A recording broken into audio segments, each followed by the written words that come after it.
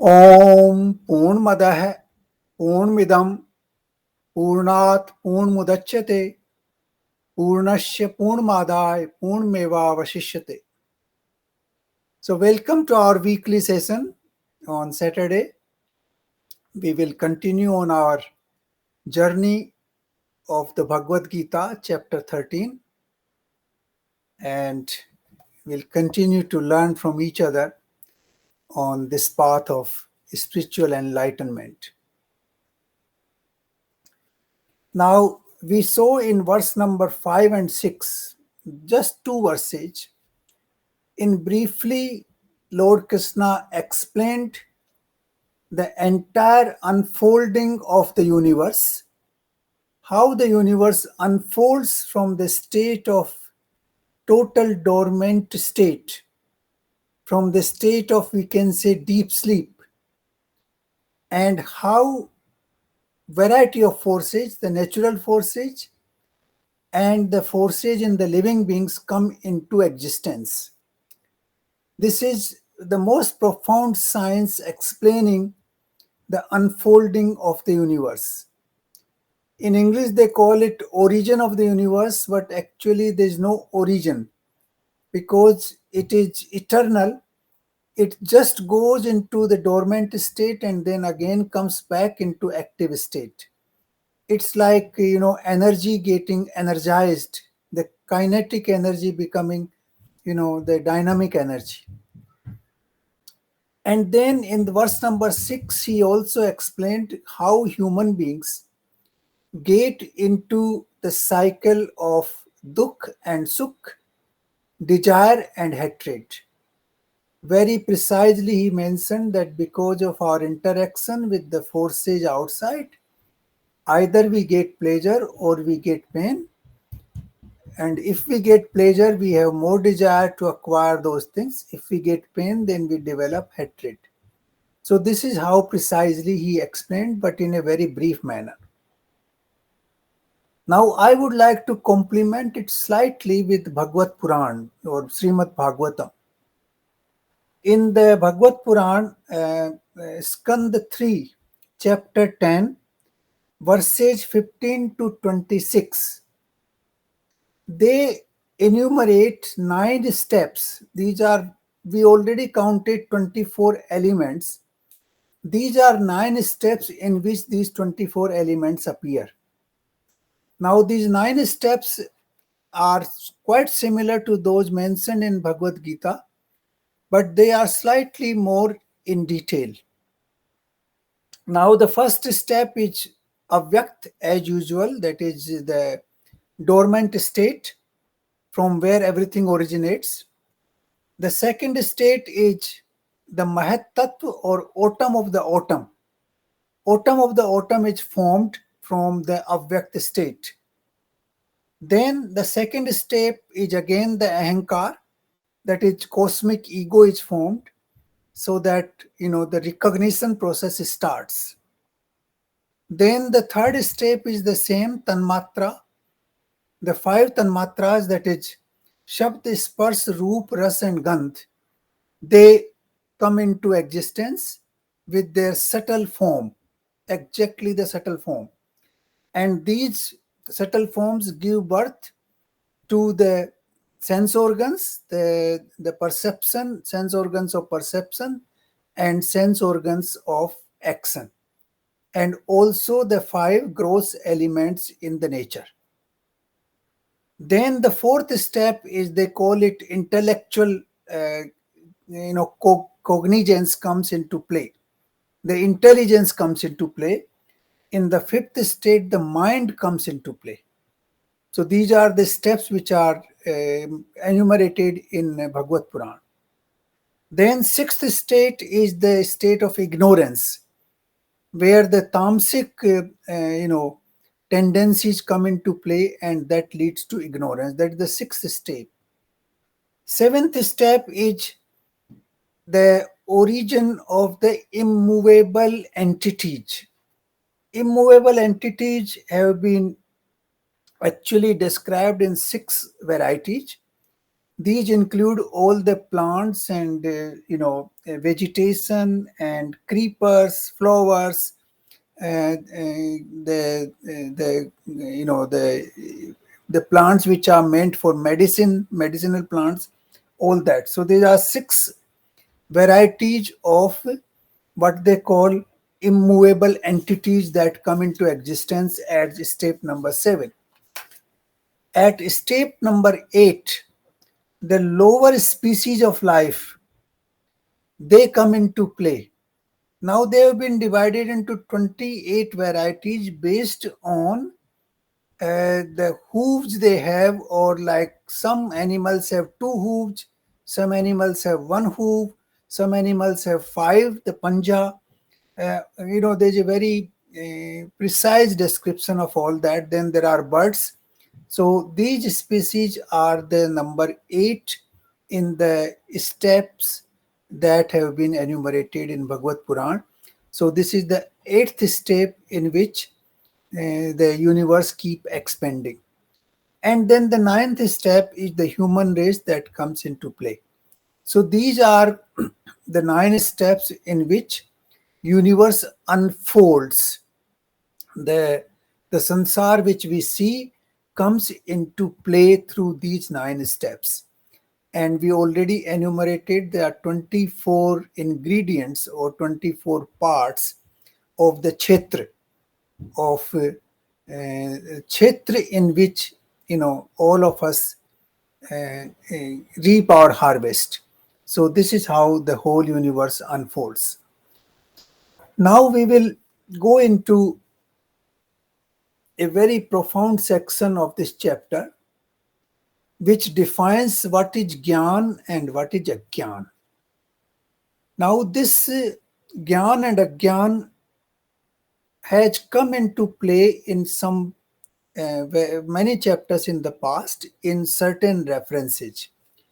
But here Lord Krishna is moving in a very systematic way from the unfolding of the universe and how the whole thing come into play, and then how we can, by knowing this entire knowledge, have the proper conduct in our own behavior. So that is what he starts with. So the Gyan is something which is very profound, and it has been systematically enumerated in the 5 verses from verse number 7 to verse number 11. So we will go into some of these aspects. There are 16 important elements in these verses, but let us go one by one. So verse number 7. श्रेष्ठता के अभिमान का अभाव, दंभाचरण का अभाव, किसी भी प्राणी को किसी प्रकार से न सताना, क्षमा भाव, मन वाणी आदि की सरलता, श्रद्धा भक्ति सहित गुरु की सेवा, बाहर भीतर की शुद्धि, अंतःकरण की स्थिरता और मन इंद्रियों का निग्रह. Now these are the different qualities which have been described of a Jnani Purus. Now Jnani, I don't want to translate it as knowledgeable, because knowledgeable could be also those who have a lot of information. Information is not Jnana. Jnana is the profound knowledge of the functioning of this universe, and then understanding that knowledge in our own internal system. So the Gay is the root in Sanskrit for this word. Gay means the thing which dissolves into your system. So Gyan happens only when this knowledge dissolves into our system and it becomes a practical part of our day-to-day behavior. Now, this Hindi version is somewhat more expanded than the Sanskrit version. So we will take the Sanskrit words one by one. The first one is श्रेष्ठता के अभिमान का अभाव. Now we have seen how the universe unfolds. We have no role in that to play. The whole thing unfolds from Avyakt, and there are 9 steps which I mentioned. None of us has any role to play in this entire unfolding process. Therefore, for us, there is no reason to be, you know, feeling superior to anybody else, because we have done nothing to have this universe unfold or to make it happen. So why should we feel superior to others? There's no reason. The second reason why we should not feel superior to others is that everybody is actually coming out of the same process of unfolding of the universe, and everybody has the same two elements, that is kshetra and kshetragya. The kshetra is there in everybody, kshetragya is there in everybody, and we have played no role. Therefore, the first word is here uh, amanitvam. Amanitvam means that we should not have any feeling of superiority, that we are doing something, we have done something. No, that is the first thing which uh, you know flows from the verses 5 and 6. Then second, damb. There should be no damb. Damb means a false projection of yourself. Abhiman and damb, these are two different things. Damb is the one when we try to project things that do not exist. For example, somebody is not very powerful position, but he projects himself. I know him. I know that. I know this minister. I know that chief minister. I know the prime minister. Now he's projecting himself, uh, uh, what he is not, and that projection means damb. Similarly, a person may try to present things which do not exist in his life, but make others believe that they do. So that is the damb. Damb is basically an artificial projection of things that do not exist in his life. So that we should not have, because there's no space in the whole process of uh, you know what we call the whole creation process which we just understood. Hmm? In that process, in that kshetra and kshetragya, we have no such role, and therefore we should not have any complex on that issue. So these are the two things. Then ahimsa. Ahimsa is extremely important because this is a fundamental concept. Ahimsa does basically means that with intention you do not hurt anybody. Unintentionally, sometimes things happen. When you are walking, you end up killing certain insects. When you are doing certain things, you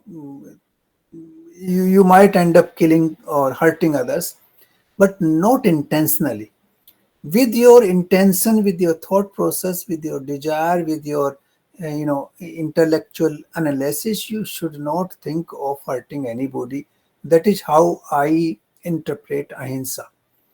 Ahimsa is basically a concept that purposefully or intentionally you do not hurt anybody. So this is the third element here.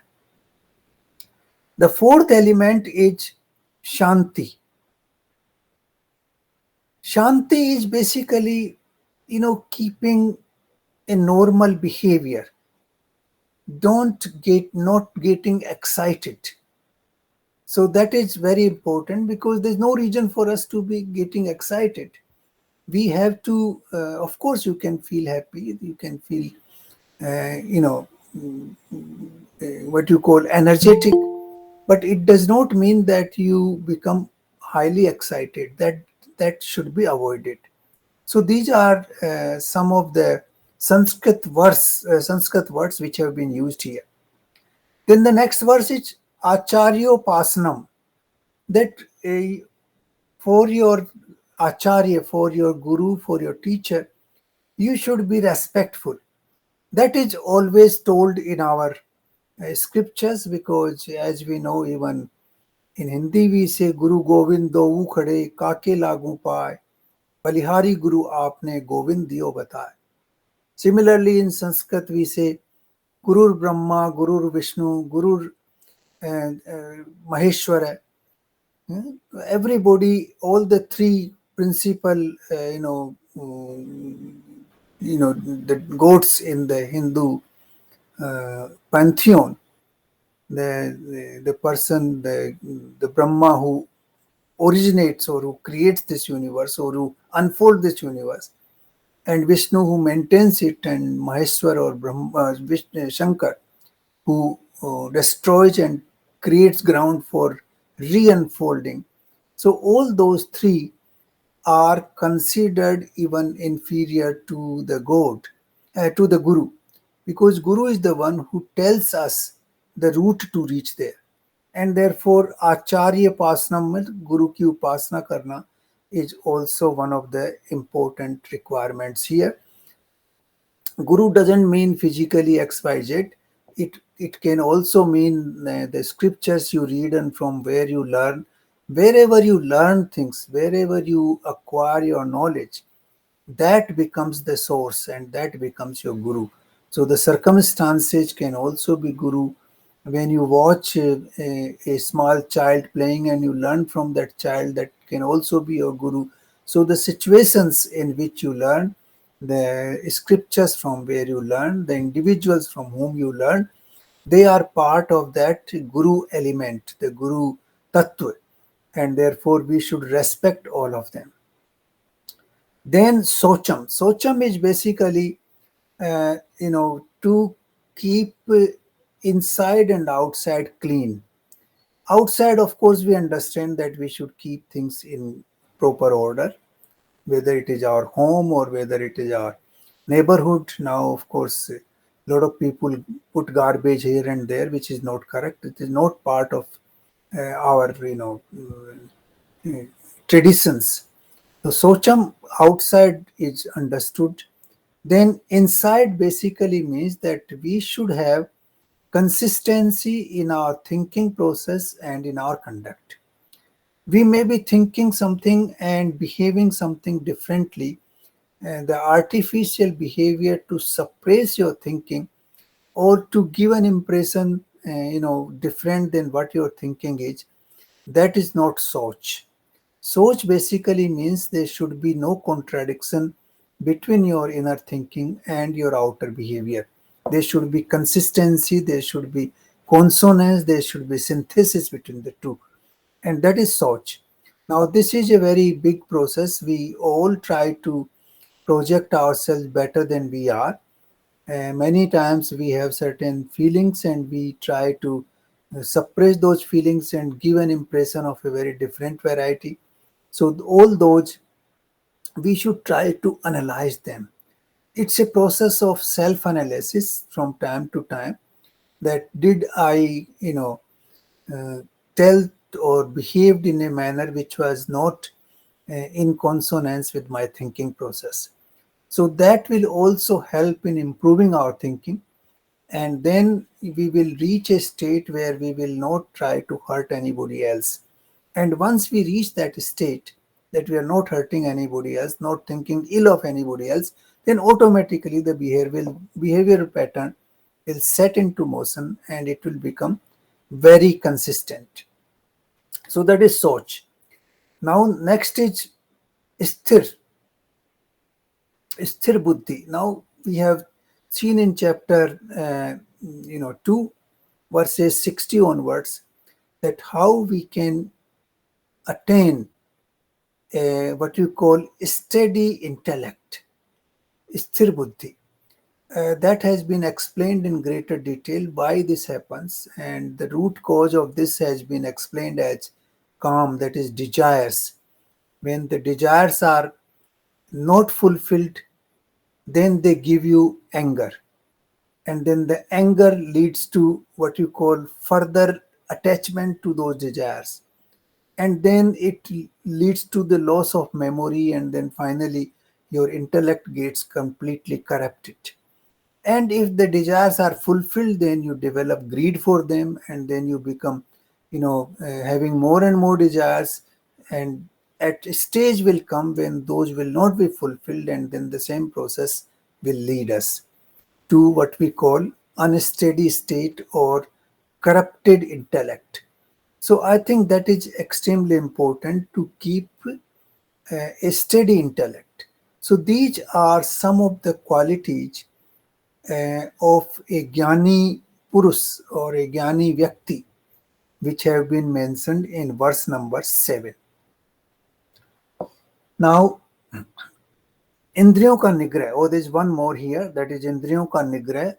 Now, this is extremely important also because as we saw in the concept of kshetra and kshetragya, why do we get attracted to the outside world? Because the same five tanmatras, they give birth to your sense organs. The same five tanmatras give birth to the five gross elements of the nature.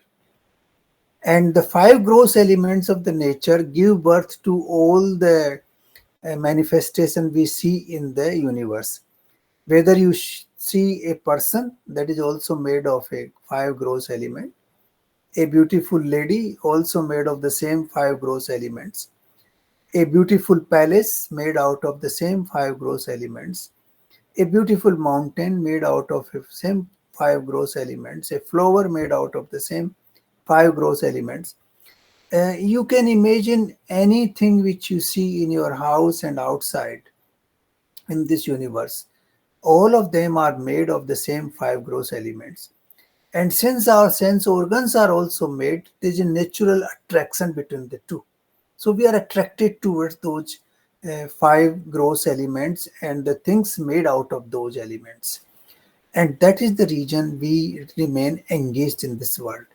So it is important to understand this connection, because what we call a similar tendencies, they tend to get along, they tend to come together. Let me give you an example to explain this. For example, you go to a new town and you are a medical doctor. Now ultimately you end up meeting more and more medical doctors because of your interest, and you become part of that. And if you go in, for example, an international crowd, an Indian goes there, you will tend to look for the other Indians who have been there. And if you go in a crowd of, say, for example, Tamilians, then you will look for the Tamilians. And slowly, slowly, you come to the same category in which you are. You develop more interest in that category. It is a natural process. Like the air goes into the air and the water goes into the water. Similarly, these tendencies, they tend to, come together.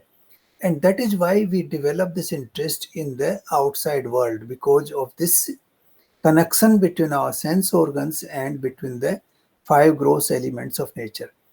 And that is what Lord Krishna is saying, that we should not develop that in excessive quantity. We should only have that connection to the extent it is required for our survival and for the journey of the life. It should not become an addiction, it should not become a greed. So this is extremely important. Then the verse number 8.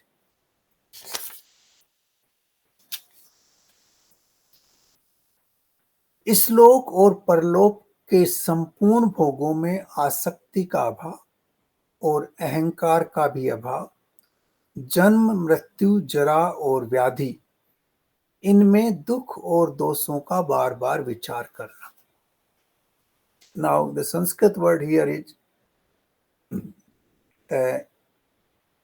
vairagya. That is the one which has been used. Vairagya and ahankar. So we should not have attachment to all these commodities, all these manifestation which appear in this world just for the sake of attachment.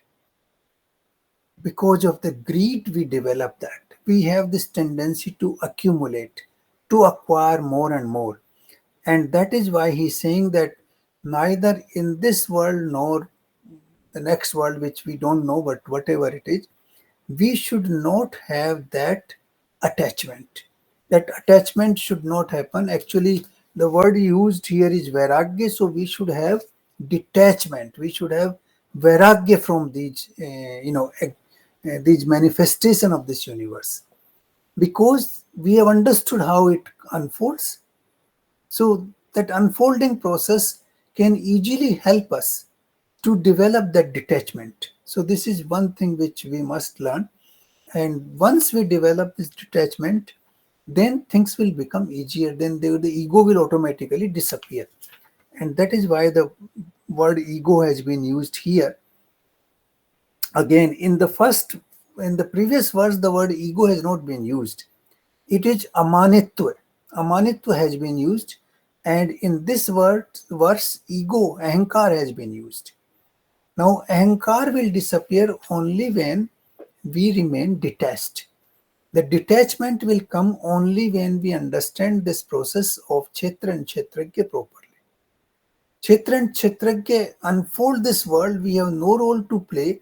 We are thrown here because of this whole process, and we have to just play our role and go away. And that role is more like a theater, it's more like a leela. So there's no need to get attached to that process. It's like an actor playing in a film. Once the film is over, his role is finished, he's out of that whole process, and he becomes his normal self. Similarly, we should remain our normal self, and we should play the role as leela. So this is one. Now the second part is very important, that is Janm Mrityu Jara Vyadhi Dukham. Janm Mrityu Jara Vyadhi. Janm, why we are born, why we die, why we become old, why we have these, maladies or various illnesses in our life. Now, this is important to deliberate within your own mind, because that will unfold a new process in our mind to understand the world. Now, did we play any role to come back here? Yes, we must have played, because in the field, nothing can grow unless a seed is sown. So, obviously, we have sown some seed in the past. That is why we have come back in this world. And Mrityu, because this everything in this world, it's called Mrityu Lok actually in Sanskrit. Mrityu Lok means everything keeps depreciating, changing, and ultimately dies. So this is what Mrityu Lok is. The whole process is like this. So in this world in which we are living, things will continue to decay, and ultimately reach a state of death. So we must understand this reality. That first reality, we must have done something. That is why we have been thrown into this world. Secondly, in this world, we cannot be static. The decay process will set in, and it will lead to our death. Death in the sense, death of the body and the kshetra. Kshetragya remains unaffected. The death of the kshetra will continue. And then jara, because this is a machine. Body is a machine. It's like, you use a motor vehicle. So the soul is using a motor vehicle to perform the journey of this life. So this motor vehicle, this machine will continue to have problems. Of course, it will have less problem if you maintain it properly. If you, observe the rules, and, like we do the servicing of the car periodically, if you drive it nicely, then there would be less problem, but problems will still be there. Similarly, in the body, there would be less problem if we, keep it in good shape. Periodically, we, clean the body from time to time, and we eat properly. The input to the mind is also, regulated. Your exercise regime is regulated, and your sleep cycle is regulated. If all these things are properly regulated, you will have less problem, but problems will definitely come. These four dukh, these four category of pains or distresses or unhappinesses will cannot be avoided. The first is the pain of the birth, because you have to live in the mother's womb like in the prison for 9-10 months, and once you come out, then also in the childhood, you do not understand anything and you are absolutely prisoner in that sense. And then of course you have the decay and death, which is always there. Then you have old age, and you have these variety of illnesses which happen in the life. So these four kind of uh, dukh, they are inevitable. Whether you are born as a queen or king, or whether you are born as a pauper or on the street, doesn't matter. These four variety of dukkhas are inevitably part of your life. That is part of your existence. So we must keep that in mind. And why should we keep in mind? Because if we keep thinking about this, then we will realize that we should not sow a seed which will bring us back into this world. Then we will try to transcend this process of birth and rebirth, and we will try to attain moksha. And that moksha is possible only through Gyan, which is mentioned in these verses. So that process will set into motion once we realize the realities of these four dukkhas, which are inevitable in everybody's life in this world. So that is why they say that we should keep thinking about these four dukkhas in our life all the time. That will give us spiritual inclination. It will also lead us to a state where we will try to transcend these dukkhas. So this is the verse number 8. Then verse number 9. स्त्री पुरुष पुत्र घर धन आदि में आसक्ति का अभाव.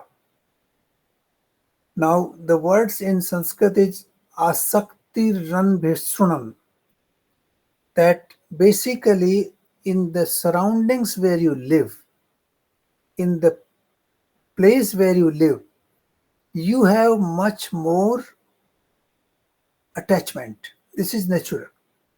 And that is why that is putra dar grahanishu, that is your son, your wife, and your house in which you live, which are constantly part of your life.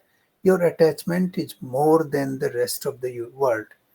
And therefore, this special emphasis has been given here, that don't get too much attachment even in those situations. That is whether attachment with your children, whether attachment with your wife and your husband, whether your attachment to the house where you live in and the wealth you have, all that should not become uh, you know part of natural attachment of your life, because ultimately they have all come from the same kshetra, and the same kshetra is spreading all around you, and you are also part of the kshetra, so there's no need to get attached. Then ममता का न होना तथा प्रिय अप्रिय की प्राप्ति में सदा ही चित्त का सम रहना. Now चित्त का सम रहना, this has come into many places in Bhagavad Gita. In fact, at one place Lord Krishna says that संभाव अगर आपका है तो that itself is योग.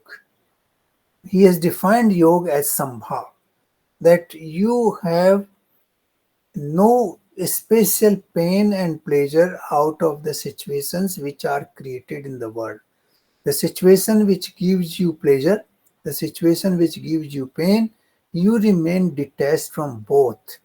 If somebody is praising you, you know, showering very wonderful words on you, you get elated. When somebody criticizes you, then you get a feeling of hatred against that person. Now that should not happen, because again the process is that everybody is behaving because of the three gunas, the three special qualities which are embedded in the five great elements of nature. And those qualities are everywhere. Everybody has those qualities, Sat, Raj, and Tam. And our behavior, our conduct is governed by those qualities. And therefore, we should not have a special, attachment or hatred in those cases. So this is what he says, प्रिय और अप्रिय की प्राप्ति में सदा सम रहना. Now there's another word.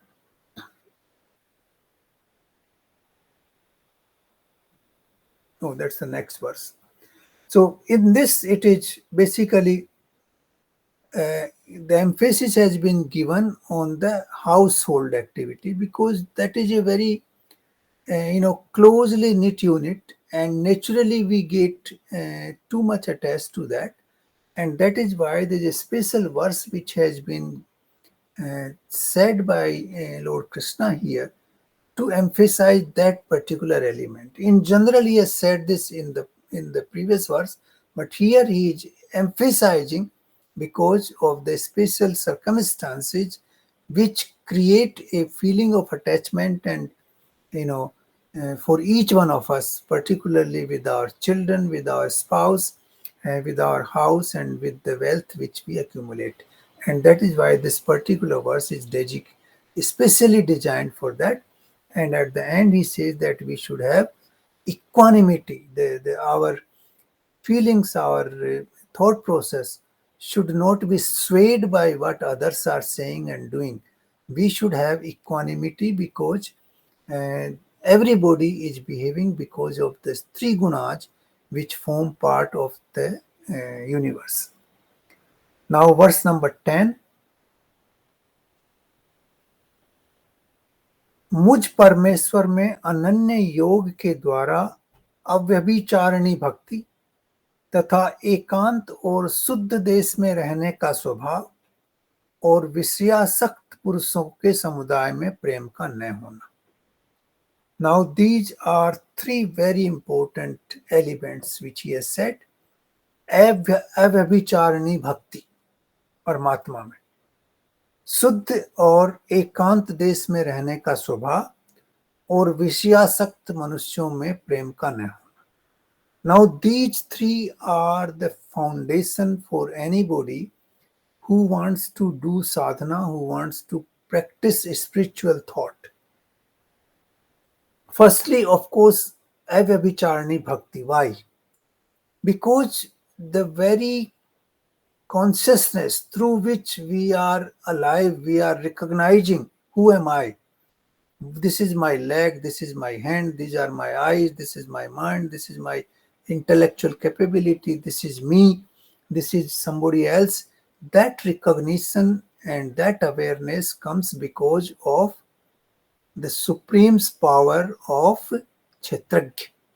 That's what he said. Sab kshetron mein kshetragya main hi hu. When this kshetragya has been given to us by the supreme in this body, that enables us to have that awareness. Otherwise, we will be inert. There would be no awareness in us. So that very awareness, the very existence in which we are living, the very fact that we are alive, is because of kshetragya, because of him. And therefore it is natural that we should have uninterrupted devotion to him. Without that devotion, we cannot justify our existence. That is a natural process. Because we are existing, because we are aware, because we are alive, it's all because of him. So we should be grateful to him all the time for giving us this awareness and this life. So this is naturally Avivicharani Bhakti, means constantly be aware that he is the source of my life.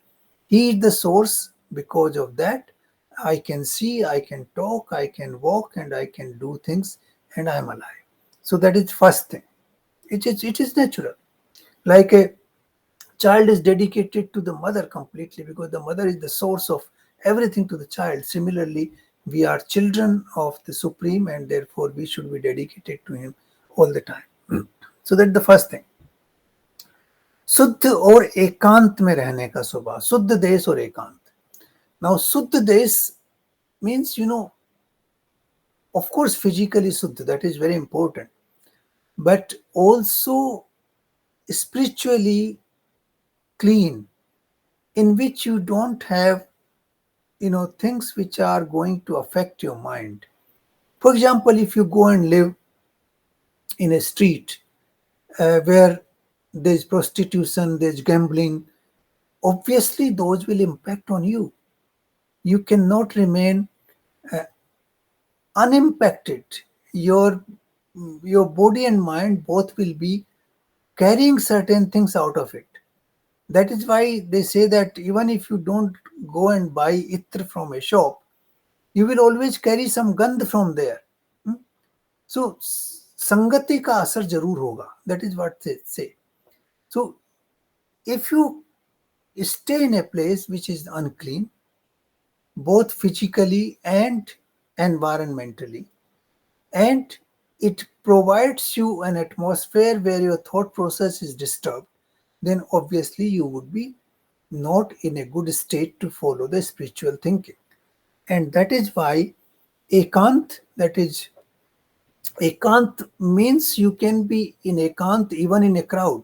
Ekant doesn't mean retiring to Himalayas where nobody is seeing you. That is not ekant. Ekant means in your mind you are with you. You are not in a crowd. So ekant means you are living with yourself. Even in a crowd, if you are living with yourself, then you are in ekant. So ekant, please do not interpret it as going to an ashram or living in Himalayas or retiring to forest. No, that is not required. You can do that. I am not against it. If you want to do, you do that. But basically, ekant means mentally you should be with yourself, and we should not be in a crowd. We should not be in a great what you call a crowded thought process and the crowded process of the environment where a lot of human beings are doing all kinds of things which are impacting your mind and your body. So this is what he says. Suddha Desh and Ekant, these are related, that the thought process and your body both will have inputs which are conducive to the spiritual thought if you live in these places and if you conduct yourself accordingly. So the Suddha, there's basically two things: physical purity as well as the circumstances which provide you a cleaner thought process. So both these things are important. Then Vishyasakt, now he has clarified it again. And the third, विषयासक्त मनुष्यों के समुदाय में प्रेम का न होना. Now, if you, for example, go and stay in casino for days together, you will get addicted to that process. You will get, if you go and live in a process, in a place where all kinds of wrong activities, like a criminal gang is living somewhere, or drug addicts are living, or people are doing in drug business there. Now, if you go and live with those guys, then naturally you will end up having some impact of those wrong things in your life. So that is why विषयासक्त मनुष्यों के समुदाय में प्रेम का न होना, ये this is extremely important. We should have good company. The sangati should be very, very good, and that is extremely important. So this is the verse number 10. In this, there are three major elements: that avabhicharani bhakti, that is Paramatma, in uninterrupted, gratefulness to the Supreme who has given us this birth, this life, this awareness that we are alive. And then Suddha and Ekant desh mein rehna. And the third one, Vishyasakt manushyon mein prem ka na hona. Now, next, verse number 11. अध्यात्म ज्ञान में नित्य स्थिति और तत्व ज्ञान के अर्थ रूप परमात्मा को ही देखना, यह सब ज्ञान है, और इसके विपरीत जो भी है वो अज्ञान है. Now It's a very simple definition. There are 16 elements which have been identified. If we look at the 16 elements, then we are proceeding towards the Gyan. If we are not, inclined towards those, then we are not proceeding towards Gyan. तो last element is अध्यात्म ज्ञान में नित्य स्थिति और तत्व ज्ञान के अर्थ रूप परमात्मा को ही देखना. Now why should it happen? Because in the process of kshetra and kshetragya, we have been explained how we come into being, and we should try to understand that. That is adhyatma. Adhyatma means to understand the kshetra, to understand the kshetragya, and to understand the interaction between the two, and to purify your thought process in accordance to the verses given in the verse, in according to verse number 7 to 10. That is Adhyatma Gyan. In fact, this verse, this Adhyatma has also been defined earlier in response to a question from Arjun, where he says, Swabhav hi Adhyatma hai. That is, to understand your own self is Adhyatma. To study your own self, your own functioning, how you work, how this kshetra works, that is Adhyatma. And Tattva Gyan, रूप परमात्मा को ही देखना. No, परमात्मा को क्यों देखना? Because everything comes from that avyakt. Both kshetra and kshetragya, they have come from that avyakt. And therefore, we should look at the source from where the origin comes, where everything originates.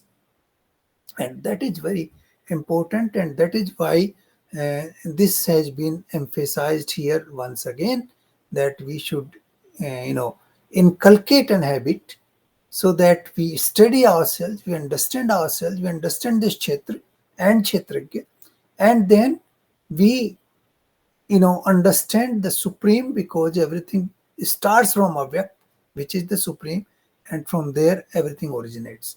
So this is what he says is Gyan, and all the rest is Ajnan. Now this is a very profound definition. You will not find this science anywhere else in any scripture anywhere in the world. These verses till 11, they explain you the entire unfolding of the universe, why you get into the prism of dukh and sukh, how you behave, and how you can get out of it through Gyan, and what is Gyan and what is Ajnan. Now these 16 qualities, they are also quality of the person who is following the spiritual path. The persons who are not following, they will not have these qualities. So in certain ways, the Gyan which has been described is also reflected, or is also a reflection of the spiritual path that we follow. So let's repeat these 11. श्रेष्ठता के अभिमान का अभाव, दंभाचरण का अभाव, अहिंसा, समभाव समत्व, आचार्य की रेस्पेक्ट उपासना, बाहर और भीतर की शुद्धि, दैट इज शौच, अंतःकरण की स्थिरता, इंद्रियों का निग्रह, देन आसक्ति का अभाव, घर और पुत्रों, आपके संतान और घर और आपके स्पाउस में आसक्ति का अभाव, देन जन्म मृत्यु जरा व्याधि, इनके ऊपर बार बार विचार करना, इनके ऊपर सोचना, why they happen, what is the reason. Then चित्त का सम रहना, that is all the time equanimous. Then परमेश्वर में अव्यभिचारिणी भक्ति, constantly dedicated to the supreme. विषयासक्त पुरुषों में प्रेम का न होना, उनसे मुक्ति रहने. अध्यात्म ज्ञान में रुचि और तत्व ज्ञान के द्वारा परमात्मा को सब जगह देखना. Now these are the 16, I would say, qualities of a Jnani Purus, of a person who has acquired true knowledge, who have acquired knowledge in the real sense, these qualities will be reflected in that person. So this is a very simple test. What is Gyan, what is Agyan, and it flows from the Kshetra and Kshetragya, and automatically if we follow these process and these qualities, then we are on the right path. I think if we meditate little bit on these, it is not so difficult to follow them. I think we can, with some effort and some introspection, we can adopt this path and we can acquire these qualities. So thank you very much. If you have any queries, I would try my best to, explain them to the extent possible. Thank you.